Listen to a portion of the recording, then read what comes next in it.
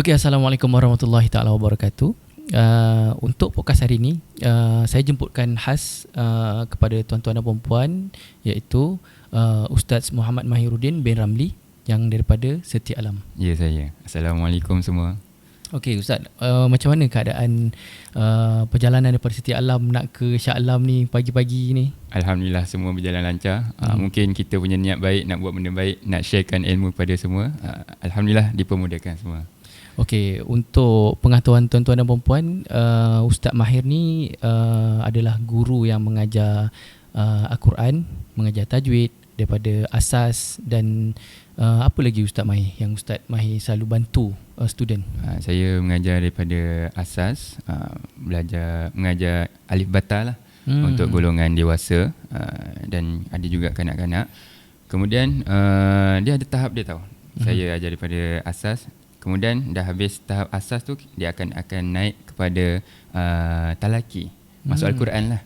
Talaki tu apa dia Ustaz Mahir? Talaki ni kita akan belajar masuk daripada tadi kita belajar alif bata, mengenal huruf. Bila dah pandai mengaji dan pandai membaca, kita masuk kepada Al-Quran pula. Baca ayat-ayat Al-Quran. So dekat situ pelajar baca, guru menyemak. Dan kat situ juga kita bincangkanlah hukum-hukum tajwid. Banyaklah hukum-hukum tajwid yang kita bincangkan. Daripada tajwid juga ada yang daripada asas. Kita belajar yang asas-asas dulu. Untuk golongan-golongan yang baru nak mula. Ya, betul. Okey, faham. Bermakna dekat sini bertalaki ni maksudnya kita membaca dia di hadapan guru. Ya, betul. Dan guru menyemak bacaan kita. Ya, betul. Itu maksud talaki. Okey, baik, faham. Okey, hari ni Ustaz Mahir nak cerita pasal apa ni? Pasal tajwid hari ni. Kalau boleh jangan berat-berat sangat Ustaz Mahir. Dengan tajwid semua orang fikir berat tau. Baik, saya rasa kita ambil daripada juzuk 30. Sebab apa kita ambil juzuk 30 ni? Sebab surah-surah dalam juzuk 30 ni, ayat-ayatnya semua pendek-pendek. Jadi sesuai lah untuk kita yang baru nak mula ni, untuk kita bincangkan dan kita keluarkan setiap hukum-hukum tajwid dalam setiap ayat tu. Jom kita nak mula. Daripada juzuk 30 ni kita start dengan surah An-Naba Ustaz Mahir, betul? Betul, surah An-Naba. Okey, kalau tuan-tuan dan puan-puan nak sama-sama belajar untuk di Ustaz Mahir bertalaki dengan Ustaz Mahir secara online, di dalam podcast ni boleh buka muka surat 582 iaitu surah An-Naba. Baik Ustaz, silakan. Baik, saya rasa Ustaz Firdaus lah mula baca dulu. Kemudian nanti kita akan sama-sama bincangkan hukum tajwid yang ada dalam surah An-Naba ni, mula daripada ayat 1. Okey, baik. Bismillahirrahmanirrahim. A'udzu billahi minasyaitonir rajim. Bismillahirrahmanirrahim. Amma yatasaalun. Cuba sekali lagi, betulkan sikit untuk huruf Ain yang pertama tu. Amma yatasaalun. Okey, baik. Untuk kita sama-sama bincangkan dekat sini, tengok pada ayat yang pertama surah An-Naba. Kalimah yang pertama dimulakan dengan huruf Ain tadi. Kat sini jangan risau, bukan Ustaz Firdaus saja yang mungkin kesilapan. Ni memang kesilapan yang kebiasaan berlaku yang saya jumpa lah. Pelajar-pelajar ni tertukar antara huruf Ain dengan huruf apa? Hamzah. Betul. Dua huruf ni memang kadang-kadang dia tahu tapi tersasul. Huruf Ain dan huruf Hamzah. Sebab apa? Kadang-kadang tertukar sebab kedua-dua huruf ni makhrajnya berdekatan. Untuk huruf Ain dan huruf Hamzah, kedua-dua keluar daripada rongga kerongkong. Cuma tahapnya tu berbeza. Untuk huruf Ain di tengah rongga kerongkong. I, U. Cuba. U. Baik. Manakala untuk huruf Hamzah kerongkong juga, tapi dia keluar di bahagian pangkal kerongkong, bawah sekali. Lepas je suara kita. A, I, U. Cuba. A, I, U. Baik, kita dah dapat bezakan. Untuk huruf Ain, A. Untuk huruf Hamzah, A. Untuk huruf Ain, A. Untuk huruf Hamzah, A. Baik, kalau dekat ayat ni dia adalah huruf Ain, maka Ain yang berbaris atas bunyinya A. Masuk pula pada huruf mim selepasnya. Atas huruf mim tu ada tanda apa? Sabdu. Sabdu, betul. Baik, tuan-tuan dan puan, apabila kita jumpa huruf mim ataupun huruf nun yang bertanda sabdu, maka kat situ wajibul gunnah. Wajib kita baca dengan bacaan dengung. Dengung dengan kadar 2 harakat. Okey, baik Ustaz Firdaus. Sekarang saya nak tanya, dekat mana bunyi dengung tu keluar? Saya teka Ustaz. Teka dulu. Seingat saya lah, di rongga hidung ataupun yang disebutnya khusyum. Betul, alhamdulillah. Risau saya takut keluar daripada rongga telinga pula kan. Okey, baik. Untuk bunyi dengung, dengung untuk huruf mim dan huruf nun yang bersabdu, dia keluarnya di bahagian rongga hidung kita. Contoh ya, kita tengok untuk kalimah ni lah, amma ni. Kita cuba dengungkan untuk huruf mim yang bersabdu. Sebelum tu saya nak sentuh sikit berkenaan dengan makhraj huruf mim dulu. Makhraj huruf mim di bahagian bibir. Kita makhrajnya di bahagian bibir, perlu rapat kedua bibir kita untuk huruf mim. Jadi rapat dulu, kemudian baru dengung. Masuk makhraj huruf mim, kemudian kita masuk keluarkan dengung dia. Amma. Cuba. Amma. Kita rasa dengung tu dekat rongga hidung kita kan. Contoh kalau saya tak percayalah keluar di bahagian rongga hidung. Jom kita sama-sama cek, kita cuba tutup hidung kita. Okey. Cuba 1 2 3. Dia tertahan lah sebab bunyinya akan keluar di bahagian rongga hidung, tapi kita tutup tempat keluar dia, maka tak keluar dengung dia. Maka benarlah bunyi dengung tu keluar di bahagian rongga hidung. Okey, sekejap Ustaz. Okey, baik. Tadi Ustaz kata makhraj. Untuk orang yang baru nak belajar Quran, apa maksud makhraj ni Ustaz? Okey, baik. Makhraj ni bermaksud tempat keluar. Tempat keluar huruf-huruf hijaiyah. Setiap huruf hijaiyah ni daripada huruf alif, ba, ta sampailah huruf ya, semua ada tempat keluarnya. Contoh tadi kita bincang untuk huruf mim. Mim makhrajnya di bahagian bibir. Manakala tadi kita juga bincang huruf ain. Ain keluar di bahagian rongga kerongkong. Itu setiap huruf ada tempat keluarnya tersendiri. Sebab tu dalam Al-Quran kita belajar membaca ni, kita nak perbaiki bacaan, kita nak belajar tajwidnya, nak memperbetulkan inilah tempat keluar huruf-huruf tu. Bunyi-bunyi huruf tersebut. Ada macam tadilah kita jumpa, baru je kita jumpa ain dengan huruf hamzah. Bunyinya seakan-akan sama. Ain beratas a, hamzah beratas a. Bunyi kalau sekali pandang, sekali dengar macam sama je. Tapi memang bunyi sama. Tetapi dari segi makhraj, tempat keluarnya berbeza. Kalau kita tak betul-betul letakkan makhraj, bunyikan tepat pada makhrajnya, maka kita tertukar huruf tersebut. Itu yang kita tak nak. Jadi kalau tertukar huruf ni jadi kesilapan jali ya Ustaz? Ya, betul. Kalau tertukar huruf, maka menjadi kesilapan yang besar lah. Kita nak membaca Al-Quran untuk mendapatkan pahala, kita takut kita tak ambil titik penting berat. So kita tertukar huruf, maka kita takutlah kita tertukar makna dan menyebabkan kita bukan mendapat pahala, akan tetapi mendapat sebaliknya. Sebab itulah kita kena ada podcast yang macam ni Ustaz. Ya, betul. Untuk kita sama-sama kita fokuskan untuk kita ulang kaji sebenarnya, dan kita memperbaiki dan memperelokkan lagi kita punya bacaan. Baik, boleh ya? Okey. Tadi kita jumpa wajibul gunnah. Wajibul gunnah, betul. Untuk huruf mim ataupun huruf apa tadi? Nun. Nun yang bersabdu. Sabdu tu macam mana? Atas huruf mim tu ada contoh dia. Itu tanda sabdu. Jumpa je wajibul gunnah. Kita dengungkan bacaan. Amma. Amma. Baik, dah selesai dengung dengan kadar 2 harakat, kita sebut pula mim tu baris atas. Maka mim baris atas bunyinya ma. Mim baris atas jangan panjang sebab dia tak ada huruf mat selepasnya.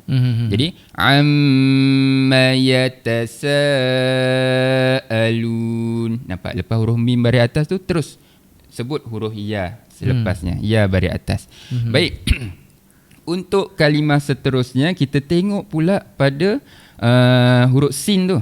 Sin baris atas, selepasnya ada huruf mat yang bertemu dengan huruf hamzah dalam satu perkataan. Agak-agak Ustaz Firdaus, apa hukum tajwidnya?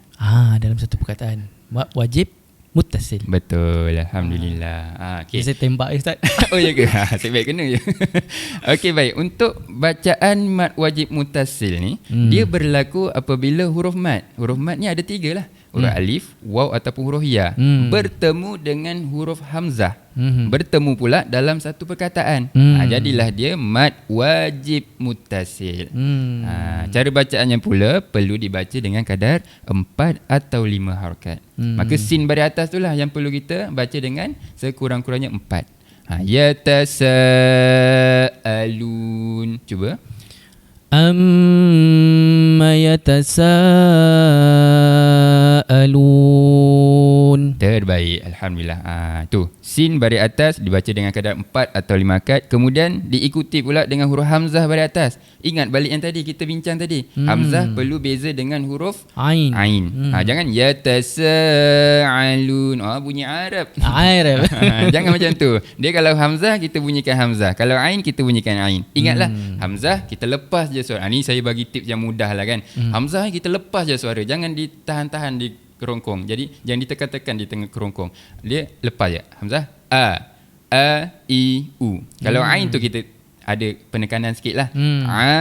I u. Kalau hamzah lepas i u. Ingatlah dua huruf ni, sebab kita akan jumpa banyak lagi dalam terutamanya dalam surah An-Naba ni, dua huruf ni, ain dan huruf hamzah. Kalau kita mulakan daripada sekarang, kita cuba latih lah. Kita tak adalah anggap kalau hari ni bincang, hari ni nak betulkan hari ni juga. Kalau tak dapat nanti dia jadi macam kecewa lah. Dia perlukan latihan ya tuan-tuan. Betul. Kita belajar ni jangan expect kita belajar hari ni terus juga nak dapat. Nanti kita juga yang stres.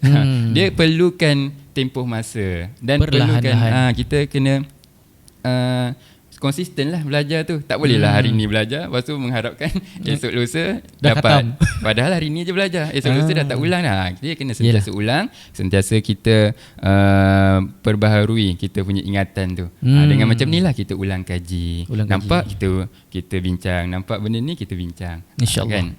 Baik, itu huruf hamzah lah. Yatasaalun. Hamzahnya dibaca dengan bacaan pendek. Kemudian kita nak berhenti di hujung ayat yang pertama. Kita tengok lam baris depan, selepasnya huruf waw mad. Bacaan mad lah. Kemudian kita bertemu dengan huruf yang kita akan matikan. Huruf nun tu kita berhenti, kita matikan dia.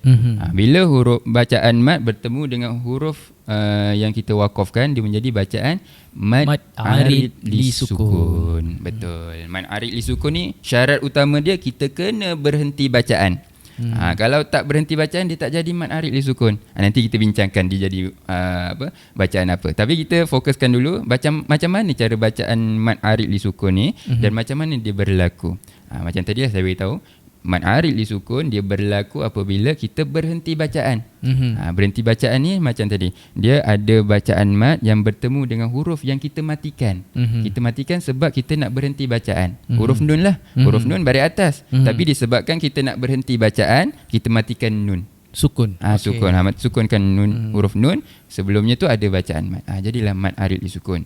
Cara bacaannya pula dibaca dengan kadar, ingat tak? 2, 4, 6. Okey, baik. 2, 4, 6 tu adalah kadar harakat dia. Panjang. Panjang dia. Sama ada kita nak berhenti dengan kadar 2 harakat boleh, 4 harakat pun boleh, 6 harakat pun boleh. Bergantung kita punya nafas lah. Kalau kita punya nafas banyak lagi, kita boleh lah ambil 6. Macam surah Al-Fatihah Ustaz surah Al-Fatihah pun sama. Kalau kita tengok surah Al-Fatihah daripada ayat pertama sampailah ayat yang terakhir, di hujung ayat, setiap hujung ayat tu semua ada bacaan mad arid li sukun. Macam tu. Macam sekarang kita boleh baca dengan kadar 2, 4 ataupun 6 harakat. Yang mana yang perlu dipanjangkan? Lam baris depan tu. Lu tu. Lam baris depan bunyinya lu. Boleh panjang dengan kadar 2 harakat. Yatasaalun. Ujung sekali pastikan kita berhenti pada makhraj huruf yang terakhir. Nun. Huruf nun. Huruf nun di bahagian hujung lidah, angkat sentuh pada langit. Yatasaalun. Lun. Jangan lu habis. Tu maknanya lam sampai huruf waw saja. Nunnya hilang. Ni kita kena panjang tadi 2, 4 atau 6. Kemudian berhentinya pada huruf makhraj huruf yang terakhir, huruf nun. Contoh kita ambil 4 harakat. Yatasaalun. Makhraj huruf yang terakhir kita berhenti, iaitu huruf nun. Tengoklah huruf yang terakhir huruf apa. Kalau nun, kita berhenti pada huruf nun. Kalau mim, kita berhenti pada huruf mim. Wallahu a'lam. Okey, sekejap Ustaz. Ya. Tadi Ustaz kata mad arid li sukun. Apa maksud mad arid li sukun tu? Mad adalah bacaan panjang. Arid mendatang. Sukun lah. Mati. Mati, ya betul. Okey, maknanya dekat sini dia dibaca panjang dan sukun tadi nun tu sebenarnya dia berbaris atas tapi didatangkan sukun tu. Itu yang kata arid tu tadi, betul? Betul. Disebabkan kita berhenti. Disukun. Disebabkan kita berhenti bacaan, kita matikan huruf yang terakhir. Wallahu a'lam. Okey, baik. Kita ulang sekali lagi boleh? Boleh, insya-Allah. Okey, saya baca kemudian Ustaz Firdaus ulanglah. Ulang, baik. Amma yatasaalun. Amma yatasaalun. Terbaik. Seterusnya, cuba silakan untuk ayat yang kedua kita bincang dan baca. Anin naba'il azim. Alhamdulillah, terbaik bacaan. Okey, untuk ayat kedua boleh kita start bincang? Boleh Ustaz. Silakan. Untuk kalimah yang pertama, ayat yang kedua, sama macam ayat pertama tadi. Dimulakan kalimah yang pertamanya dengan huruf ain.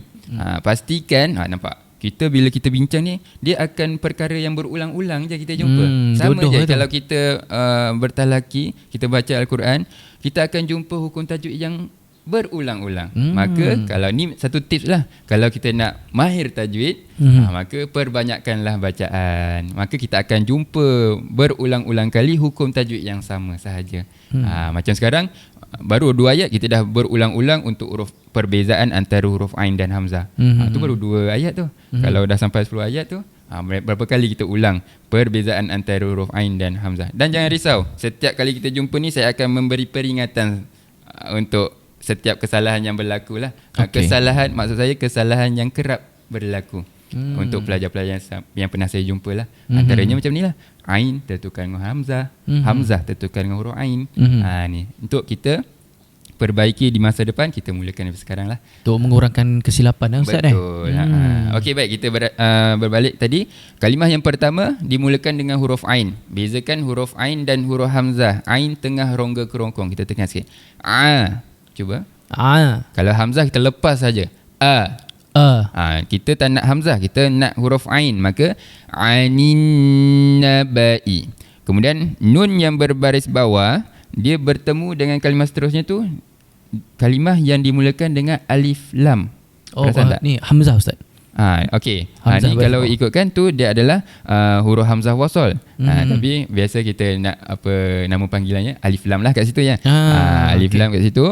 Satu perkataan yang dimulakan dengan alif lam, kita tengok atas huruf lam tu tak ada apa-apa tanda. Kosong. Okey. Dan selepasnya ada tanda sabdu, huruf yang bersabdu. Maka kat situ adalah bacaan alif lam syamsiah. Saya terus bagi tips tadi sebenarnya. Kat sini sebenarnya alif lam bertemu huruf nun dan di bawah tajuk alif lam ta'rif. Maka kat sini dia menjadi bacaan alif lam syamsiah. Cara bacaan alif lam syamsiah, alif lam tak perlu bunyi. Walaupun ada dalam penulisan, alif lam tak perlu dibunyikan. Maka yang perlu dibunyikan sebelumnya tu huruf yang berbaris, iaitu huruf nun yang berbaris bawah. Terus masuk pada huruf yang bersabdu. Huruf yang bersabdu adalah huruf nun. Maka nun baris bawah masuk huruf nun yang bersabdu. Alif lam tak perlu bunyi. Satu lagi, disebabkan huruf yang bersabdu tu adalah huruf nun, maka wajibul gunnah. Betul. Kena dengungkan bacaan pada huruf nun pula. Jadi ainin, masuk nun baris bawah, masuk nun, kemudian dengungkan dekat huruf nun sabdu tu. Ainin nabail, ainin nabail, macam tu.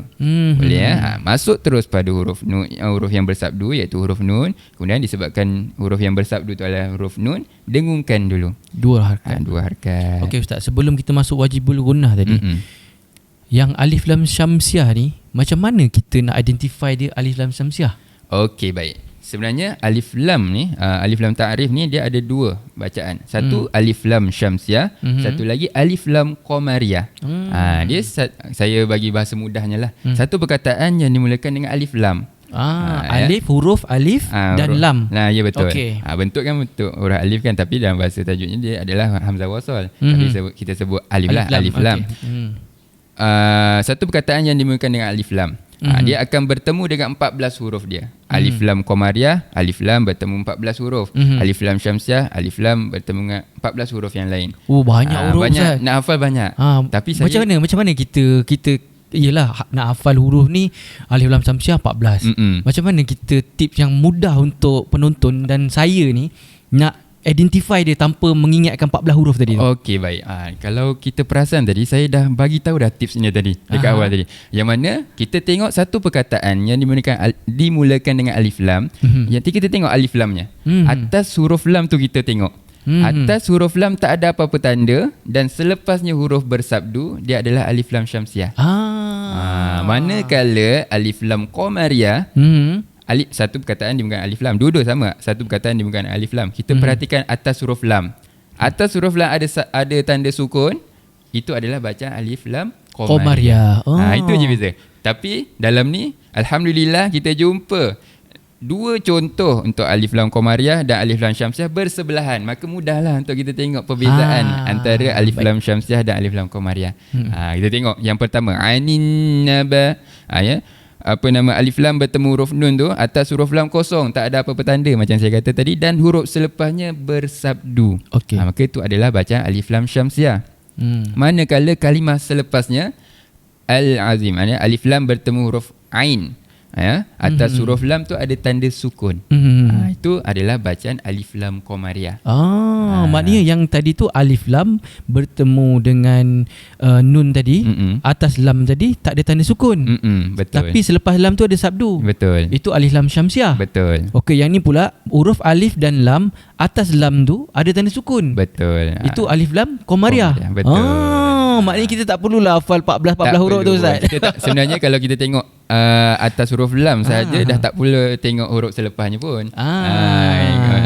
Atas huruf lam kosong dan selepasnya bersabdu alif lam syamsiah lah terus. Okey. Kalau atasnya ada sukun terus alif lam qamariyah tanpa kita tengok huruf selepasnya ada 14 tu kan. Cara bacaannya pula kita alang-alang tu kita bincang terus perbezaan antara alif lam qamariyah dan alif lam syamsiah dari segi bacaan. Untuk alif lam syamsiah, alif lam tak perlu dibunyikan. Saya bagi bahasa mudah terus lah ya. Saya tak adalah menggunakan 100% bahasa buku kan. Okey, kita boleh. olah kan untuk baik. lebih senang faham. Yang secara ringkasnya lah. Okey.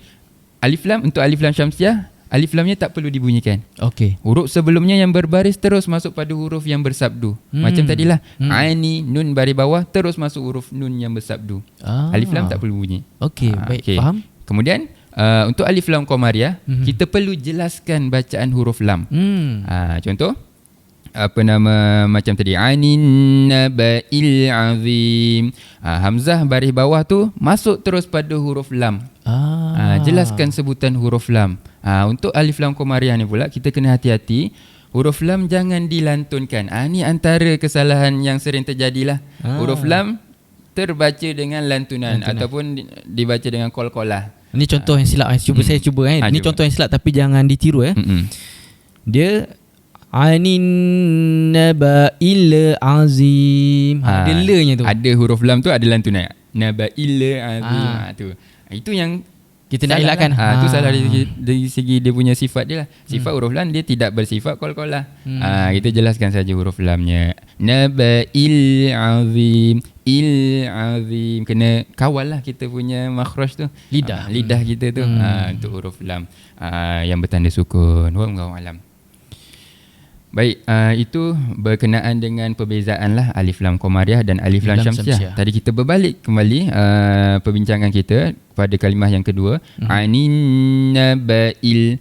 Okey, kesilapan yang mungkin sering terjadi, yang kerap saya jumpa, ba baris atas tu terbaca dengan bacaan panjang. Sebab apa? Sebab dia tengok selepas ba baris atas tu ada huruf mat, ada alif. Dia ingat semua panjang. Sedangkan bawah huruf alif tu ada huruf hamzah. Okey. Tuan-tuan dan puan, untuk huruf yang sebegini, untuk huruf mat saya nak bagi tahulah huruf mat iaitu huruf alif, waw dan huruf ya. Dia tak ada apa-apa baris dan tak ada apa-apa huruf di atas maupun di bawahnya. Itu huruf mat. Oh, baru dibaca panjang Ustaz? Baru dibaca panjang. Contoh kalau ba baris atas selepasnya huruf alif dan bawah huruf alif tu tak ada hamzah, maka itu baru ba-nya panjang. Ini disebabkan ada huruf hamzah di bawahnya, dia adalah huruf hamzah. Hamzah ni dia berbeza-beza tempat dia. Ada yang berada di atas huruf alif, bawah huruf alif, sebelum huruf alif, selepas huruf alif. Ada banyak tempat. Tu baru apa dekat huruf alif. Hamzah ni ada dekat atas huruf waw, bawah huruf waw, bawah atas huruf ya, bawah huruf ya. Dia biasa dia akan menumpang dekat huruf-huruf mat lah. Kita kena perhatikan betul-betul kedudukan hamzah tu. Oh, dekat sini Ustaz nak bagi penekanan, kalau ada huruf mat dan didatangkan dengan hamzah tadi, duduk kat atas ataupun duduk kat bawah, maknanya mat tadi tu tidak dikira lah. Ya, betul. Maknanya kita ikut bacaan hamzah lah tadi Ustaz. Betul. Sebabnya berbalik tadi, huruf mat ni dia tak ada apa-apa baris dan tak ada apa-apa huruf di atas maupun di bawahnya. Okey, baik. Macam sekarang ni dia adalah huruf hamzah yang berbaris bawah. Hamzah kedudukannya berada di bawah huruf alif sebab dia berbaris bawah. Kalau hamzah tu berbaris atas, dia akan berada di atas huruf alif. Okey, macam tu. Baik, faham. Maka huruf ba baris atas kat sini perlu dibaca dengan bacaan pendek. Anin nabail, hamzah baris bawah bertemu terus pada huruf lam sukun. Tadi kita dah bincang dia adalah bacaan alif lam qamariyah. Anin nabail azim, azim. Kita jumpa lagi huruf ain.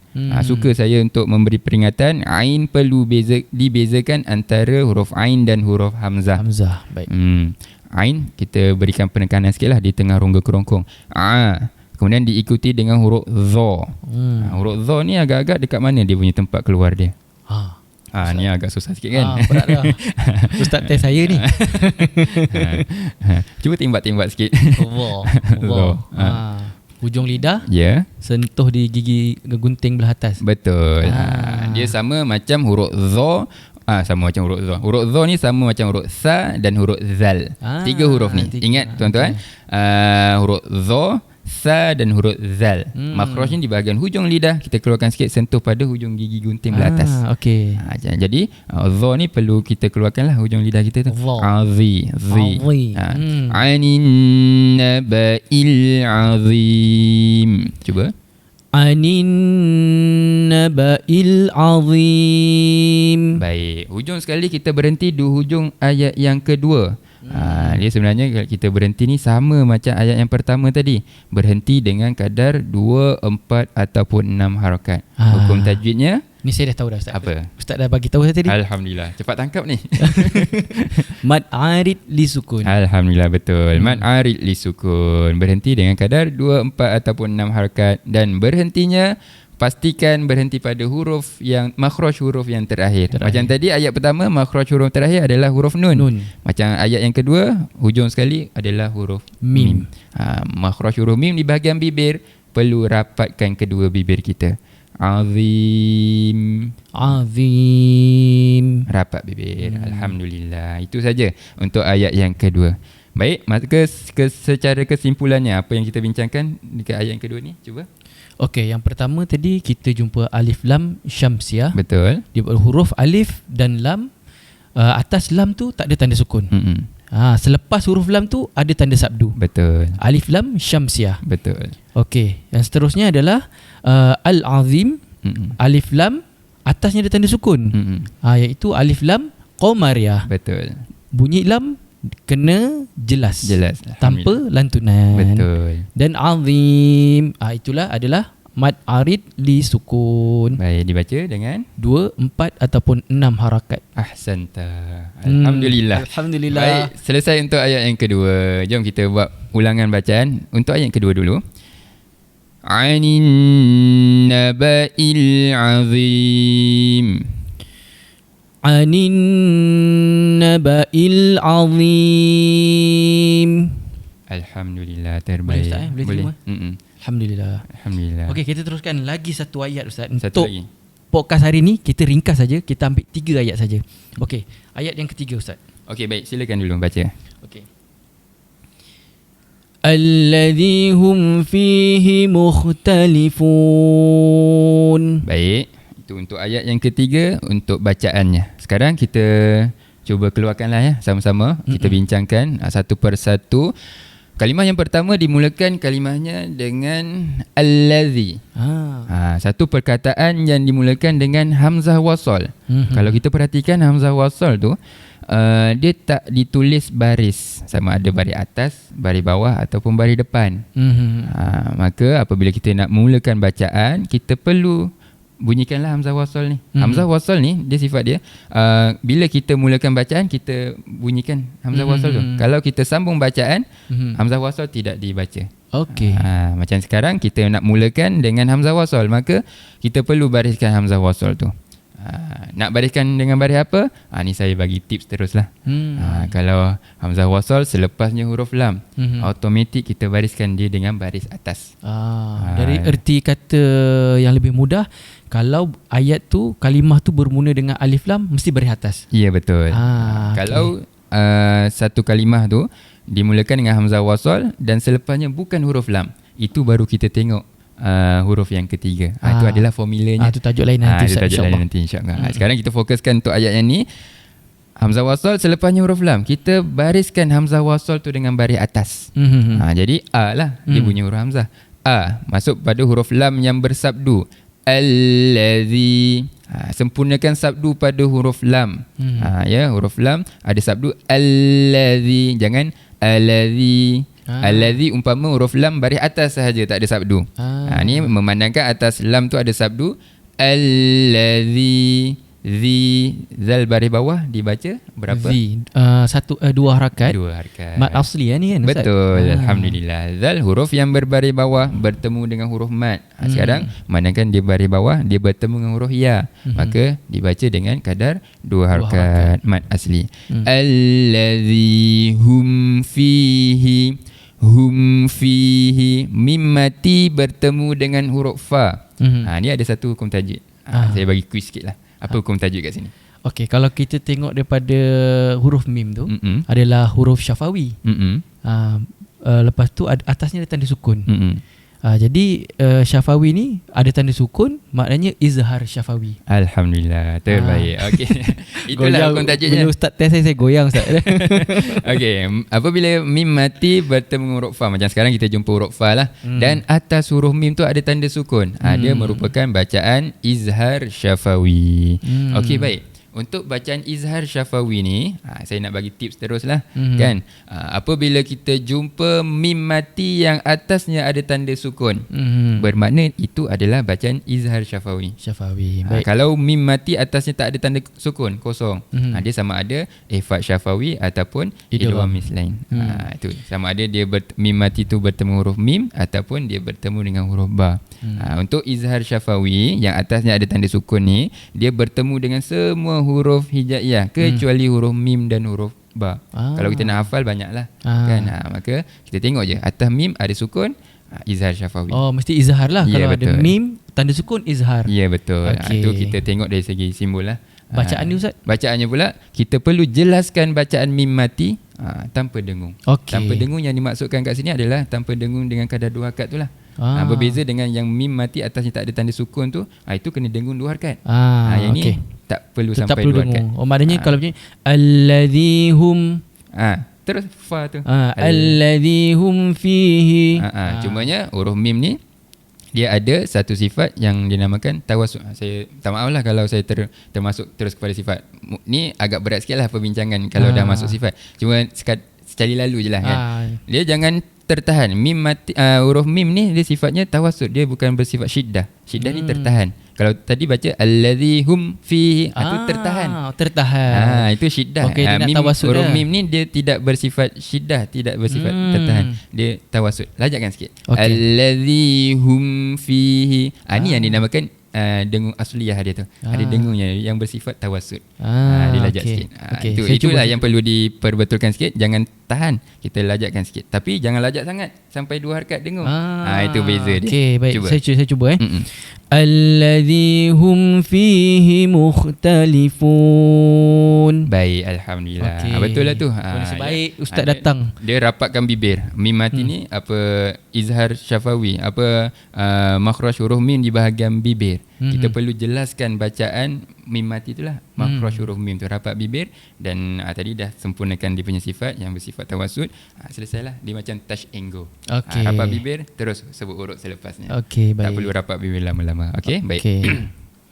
Itu untuk bacaan izhar syafawi. Tanda dia atas huruf mim mati ada tanda sukun. Baik, seterusnya fa baris bawah bertemu dengan huruf mad, iaitu huruf ya. Sama macam huruf zal baris bawah bertemu huruf ya tadi. Mad asli dibaca dengan kadar 2 harakat. Fihi mukhtalifun. Dan hujung ayat yang ketiga sama macam ayat 1 dan ayat 2, kita berhenti dengan kadar 2, 4 atau 6 harakat. Yang mana itu adalah bacaan mad arid li sukun. Mad arid li sukun. Dan jangan lupa perlu berhenti pada makhraj yang terakhir. Kali ni makhraj huruf terakhirnya adalah huruf nun. Mukhtalifun. Hujung sekali pastikan berhenti pada makhraj huruf nun. Hujung lidah sentuh pada langit. Mukhtalifun. Macam tu. Wallahu alam. Alhamdulillah. Terima kasih ustaz. Kena apa? Ada, kalau ustaz tak datang tadi, mungkin saya tadi ada syiddahnya dekat mim tadi. Tertahan dekat mu. Macam tu. Dia tak boleh macam tu. Dia kita sempurna. Tak apalah, kita sikit-sikit perbaiki. Mungkin hari ni kita dapat perbaiki dekat situ. Mungkin minggu depan ke episod yang akan datang kita akan perbaiki dekat tempat lain. Sebab tu itu antara kelebihannya untuk kita bertalaki. Bila kita baca sendiri, yakin dah boleh masuk musabaqah dah ni. Bila bertalaki depan guru, setiap huruf tu diperbetulkan. Dari segi makhrajnya, terutamanya dari segi sifat lah. Sifat ni yang perlu diperhalusi sebenarnya. Tapi kita di dalam podcast ni peringkat awal kita tak sentuh pasal sifat, tapi sepintas lalu saja. Ya, betul. Kita cuma ulang kaji hukum-hukum tajwid yang ringkas saja, yang asas, yang selalu kita jumpa. Wallahu alam. Wallahu alam. Baik, terima kasih ustaz. Untuk episod kali ini kita sampai surah An-Naba ayat 1 sampai ayat 3. Ayat 3 kita tak ulang lagi? Tak ulang lagi. Okey, kita ulang ketiga-tiga ayat ustaz. 3 ayat terus. Saya ikut. Ustaz baca, saya ikut. Baik. A'udzu billahi minasy syaithanir rajim. Bismillahirrahmanirrahim. Amma yatasaalun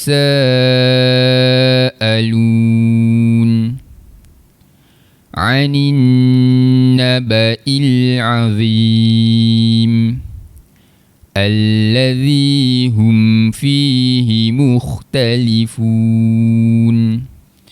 Bismillahirrahmanirrahim. Amma yatasaalun 'anin naba'il 'azim alladzi hum fihi mukhtalifun. Sadaqallahul azim.